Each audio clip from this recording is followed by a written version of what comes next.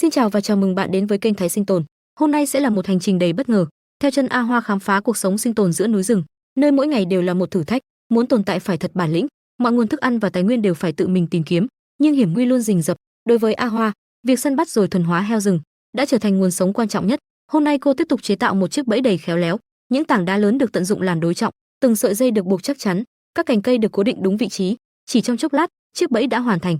Đây là bẫy chuyên dùng để bắt heo rừng. Chỉ cần con mồi vô tình bước vào vòng dây, cơ chế sẽ lập tức được kích hoạt và chiếc thòng lọng sẽ siết chặt con mồi ngay tức khắc. Nhưng để đánh lừa những con heo rừng tinh danh, chỉ dựng bẫy thôi vẫn chưa đủ. A Hoa khéo léo phủ kín bẫy bằng cành lá, chỉ trừ lại một lối đi duy nhất. Đây chính là cách khiến con mồi tự bước vào chiếc bẫy. Đối với A Hoa, không thể chỉ trông chờ vào những con heo rừng lớn, cô còn chuẩn bị thêm những chiếc bẫy đá săn thú nhỏ. Bởi với cô, mọi nguồn thức ăn đều đáng quý. Quả đúng như dự đoán, dù bẫy heo vẫn im lìm nhưng bẫy đá đã có chiến lợi phẩm, một con chuột rừng to đến mức khiến ai nhìn cũng bất ngờ. Trở về nhà sau chuyến đi, A Hoa lại tất bật chăm sóc đàn heo. Mỗi ngày cô đều chuẩn bị nhiều thức ăn, bởi đây là nguồn thu nhập chính. Không chỉ có đàn heo, A Hoa còn nuôi hơn 20 con vịt, tất cả đều cần được chăm sóc. Cuộc sống giữa núi rừng tuy hấp dẫn, nhưng cũng đầy hiểm nguy. Đúng lúc ấy, A Hoa phát hiện một điều bất ngờ, một con heo rừng đã sập bẫy, nó bị giữ chặt và kích thước cũng không hề nhỏ. Thế nhưng ngay lúc đó, một bóng đen bất ngờ xuất hiện từ xa, đó là một con báo săn đang tiến lại gần. Khung cảnh khiến A Hoa lập tức cảnh giác, cô nhanh chóng tìm vị trí quan sát an toàn. Chiến lợi phẩm đã ở ngay trước mắt, nhưng giờ đây nó lại trở thành mục tiêu của kẻ săn mồi khác. Đối mặt với báo săn bằng tay không, A Hoa buộc phải lựa chọn rút lui, bởi mạng sống luôn quý giá hơn bất kỳ con mồi nào. Thế nhưng A Hoa chưa bao giờ dễ dàng bỏ cuộc, cô nhanh chóng nghĩ ra một kế hoạch mới. Nếu không thể đối đầu trực diện, thì chiếc bẫy sẽ thay cô làm điều đó. Đó chắc chắn là cách an toàn nhất. A Hoa quyết tâm không để mất chiến lợi phẩm thêm lần nào nữa. Ngay sau khi chuẩn bị xong, cô bắt tay vào hành động. Một chiếc bẫy chuyên dùng để phục kích báo săn dần được hình thành, đồng thời cô cũng dựng một nơi trú ẩn gần đó. Để hoàn thiện chiếc bẫy, A Hoa dùng tre tạo nên một khung đỡ vô cùng chắc chắn, có vẻ đây sẽ là chiếc bẫy tấn công từ trên cao. Ngay sau đó cô tiếp tục chuẩn bị hàng loạt cọc gỗ được vót thật nhọn, rồi tìm một thân chuối lớn làm giá đỡ. Từng chiếc cọc được cắm kín lên thân chuối, chỉ nhìn thôi cũng đủ cảm nhận được sức sát thương. Nếu khối chông này rơi từ trên xuống, mọi con mồi đều khó có thể thoát thân, thậm chí nó có thể hạ gục báo săn chỉ sau một cú kích hoạt. Khối lượng nặng cùng hàng chục mũi chông sắc nhọn tạo nên một chiếc bẫy cực kỳ đáng sợ. Giờ chỉ còn chờ con mồi xuất hiện. Sau khi gắn đủ toàn bộ những mũi chông sắc nhọn, A Hoa dùng dây thừng cố định hai đầu bẫy, rồi từ từ treo khối bẫy lên trên cao.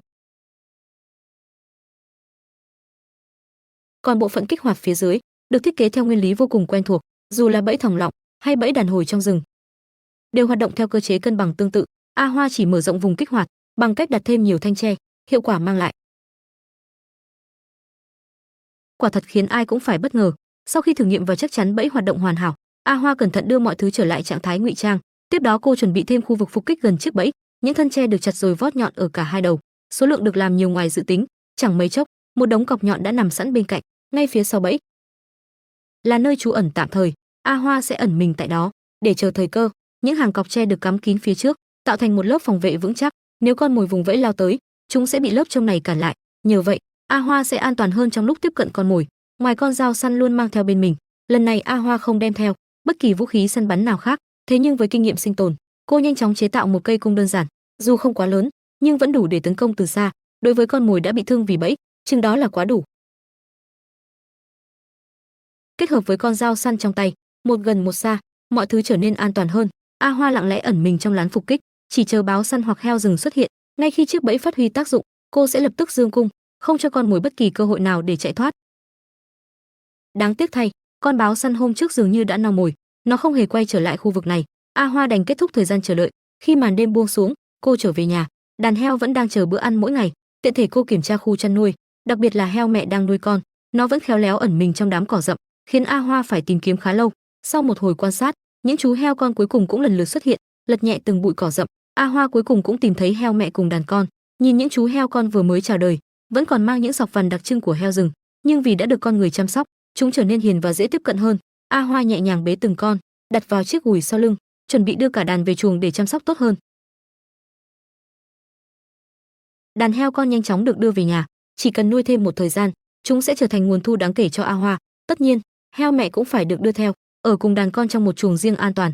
Nhờ vậy, việc chăm sóc và cho con bú sẽ thuận lợi hơn. Điều khiến nhiều người bất ngờ là ổ heo này sinh rất nhiều con, có tới 8 heo con khỏe mạnh, một kết quả vô cùng ấn tượng. Những con heo khác vẫn được nuôi ở khu chuồng lớn để không tranh thức ăn với heo mẹ. Sau khi sinh, heo mẹ cần bổ sung thật nhiều dinh dưỡng, vì thế trong giai đoạn này, A Hoa chăm sóc nó rất kỹ, cô không hề tiếc thức ăn, mà luôn dành những phần tốt nhất cho heo mẹ. Chỉ khi được chăm sóc đầy đủ, đàn heo con mới có thể lớn lên khỏe mạnh. Đó cũng là thành quả mà A Hoa luôn mong đợi. Điều duy nhất đáng tiếc là cô tiếp tục chuẩn bị cho chuyến vào rừng tiếp theo trong vài ngày qua, nhưng đều không có kết quả. Thêm vào đó, trong vài ngày qua, A Hoa cũng chú ý hơn đến heo con. Điểm nhấn hàng ngày đều là làm thế nào để heo mẹ và heo con ăn uống tốt hơn, để chúng phát triển mạnh mẽ. Vì lý do đó, A Hoa đã tự trồng vài cây khoai mì, nhiều cũng khoai mì được A Hoa đào lên. Dù sao thì lượng khoai mì cũng lớn, hơn nữa, nó rất giàu dinh dưỡng, chứa nhiều tinh bột và các chất carbohydrate khác, là nguyên liệu tuyệt vời để cho heo ăn. Hơn nữa, khoai mì của A Hoa phát triển rất tốt, hầu như củ khoai mì nào được đào lên, củ nào cũng to hơn cả cánh tay, kích thước rất lớn, chỉ cần vài củ khoai mì đã đầy một cái rổ lớn. Cô chất đầy khoai mì vào rổ. Trước khi rời đi, A Hoa còn chặt một cây chuối non, cũng là một trong những nguyên liệu cho thức ăn heo. Cô vác cây chuối mang về nhà, sau khi nhóm lửa, đun nước trong nồi lớn. Sau đó, A Hoa bắt đầu công việc rửa khoai mì, rửa sạch từng lớp bùn trên bề mặt củ khoai mì. Sau đó, cô ấy cầm lấy con dao đi rừng, bắt đầu chặt củ khoai mì, cắt khoai mì thành miếng, để tiện cho việc chế biến sau này. Như vậy thì khoai mì sẽ được nấu chín nhanh hơn. Ngoài những miếng khoai mì ra, cây chuối cũng rất giàu vitamin và chất xơ thực vật, cũng không thể quên rằng chúng là một loại thực vật mà heo rừng rất thích ăn. Sau khi cắt thành lát, có thể cho vào nồi để nấu cùng nhau. Trong thời gian này, A Hoa còn mang đến một cái máng gỗ lớn. Sau khi lắp đặt cối đá trong máng gỗ, có thể sử dụng cối đá để xay ngô. Dù sao thì bột ngô cũng có thể nói là thực phẩm yêu thích nhất của những người chăn nuôi heo chuyên nghiệp. Nó chứa nhiều năng lượng và protein phong phú, có thể cung cấp các thành phần dinh dưỡng cần thiết cho heo. Cho ăn thức ăn có chứa bột ngô và thức ăn cho heo có thể giúp heo phát triển nhanh chóng, vừa tăng trọng lượng, đồng thời tăng cường khả năng miễn dịch và sức chịu đựng của heo, cũng như chất lượng thịt heo, tăng hiệu quả chăn nuôi. Hơn nữa, vì đây là thức ăn cho heo, cũng không cần xay quá mịn. Liệu lần này chiếc bẫy có mang về chiến lợi phẩm hay không? Trong thời gian này, A Hoa còn đặc biệt cắt một lượng lớn cỏ. Sau khi đổ chúng vào chuồng heo, heo lớn không chỉ có thể ăn mà còn có thể đè lên chúng, làm nơi ở cho heo con, có thể nói là rất hữu ích. Trong thời gian này, A Hoa cũng bắt đầu cuộc sống săn bắt hoang dã, thường xuyên xuất hiện trong rừng núi, tìm kiếm dấu vết hoạt động của con mồi. Mặc dù A Hoa không phát hiện ra báo săn, nhưng lại có một phát hiện mới trong một khe đá. Ở đây có một cái hang đá, cửa hang còn có nhiều dấu vết hoạt động của động vật hoang dã. Do đó, A Hoa khẳng định bên trong hang chắc chắn có con mồi. Hơn nữa, cô còn đoán được đó là con mồi gì. Sau đó, cô đã thu thập được nhiều que gỗ dài, chuẩn bị làm bẫy vòng dây để bắt con mồi. A Hoa trước tiên đã sử dụng nhiều dây leo, quấn chặt một nắm que gỗ lại, quấn chặt khoảng 10 vòng. Sau đó, cô đặt một que gỗ ở giữa để giữ cho nó mở ra, bắt đầu sử dụng dây leo để luồn qua lại giữa các que gỗ, nhằm tạo ra một chiếc lưới dây leo dần dần mở rộng ra ngoài, hay nói cách khác là một cái lồng dây leo. Chất liệu dây leo được chọn phải bền chắc và mềm mại, bởi vì con mồi khó có thể thoát ra sau khi vào bên trong. Dưới sự đan kết không ngừng của A Hoa, một cái bẫy lồng thú dài hơn 1 mét, bẫy lồng thú hình nón đã gần hoàn thành. Còn về những cây gỗ thừa ở đầu cuối sau khi mở ra, tất cả đều được A Hoa sử dụng dao rừng để loại bỏ. Giờ đây mọi hy vọng đều đặt vào sự kiên nhẫn và một chút may mắn. Liệu đến lần kiểm tra tiếp theo, A Hoa có thu được chiến lợi phẩm đầu tiên? Câu trả lời sẽ sớm được hé lộ.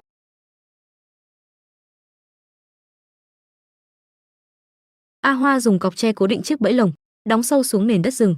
Nhờ vậy, chiếc bẫy sẽ không bị xê dịch khi con mồi vùng vẫy. Tiếp theo, cô khéo léo phủ kín bẫy bằng một lớp lá cây. Làm như vậy, con mồi sẽ khó lòng phát hiện. Khi đã chui vào bên trong, lối thoát phía trước sẽ càng lúc càng hẹp, cho đến khi mắc kẹt hoàn toàn. Đặc biệt, A Hoa không chỉ đặt duy nhất một chiếc bẫy, cô còn phát hiện thêm một hang thú gần đó. Xung quanh vẫn còn rất nhiều dấu vết mới, đó là tín hiệu đầy triển vọng. Lần này mục tiêu của A Hoa là những con nhím rừng cỡ lớn, loài vật có bộ gai vô cùng sắc nhọn. Một khi đã chui sâu vào chiếc bẫy, cơ thể sẽ nhanh chóng bị giữ chặt, ngay cả những chiếc gai cũng mắc vào lớp dây đan. Kiểu bẫy này đã nhiều lần mang lại thành công cho A Hoa, cô từng bắt được không ít nhím rừng bằng cách này. Chính vì thế, A Hoa rất tự tin vào lần đặt bẫy này. Sáng hôm sau, A Hoa lại lên núi từ rất sớm. Trước khi kiểm tra bẫy, cô thưởng thức một bữa sáng đơn giản từ lõi chuối rừng, đủ để lấy lại sức. Sau đó cô nhanh chóng đến chiếc bẫy đầu tiên, nhưng điều bất ngờ đã xảy ra. Chiếc bẫy bị một con nhím rừng phá thủng, bên trong chỉ còn sót lại vài chiếc lông. Có thể thấy, sức khỏe của con nhím này vô cùng đáng gờm. Đây cũng là lần đầu A Hoa gặp tình huống như vậy. May mắn thay, chiếc bẫy thứ hai vẫn còn nguyên. Khi vừa đến nơi, một con nhím rừng khổng lồ đã mắc bẫy, nó bị giữ chặt bên trong chiếc lồng. Niềm vui hiện rõ trên gương mặt A Hoa, cô lập tức nhấc chiếc bẫy lên kiểm tra. Con nhím lúc này gần như đã kiệt sức, có lẽ nó đã mắc bẫy từ nửa đêm hôm trước. A Hoa nhanh chóng mang chiến lợi phẩm rời khỏi khu rừng. Một con nhím còn rất tươi như thế này, nếu mang xuống chợ, chắc chắn sẽ bán được giá cao, thành quả thật sự xứng đáng.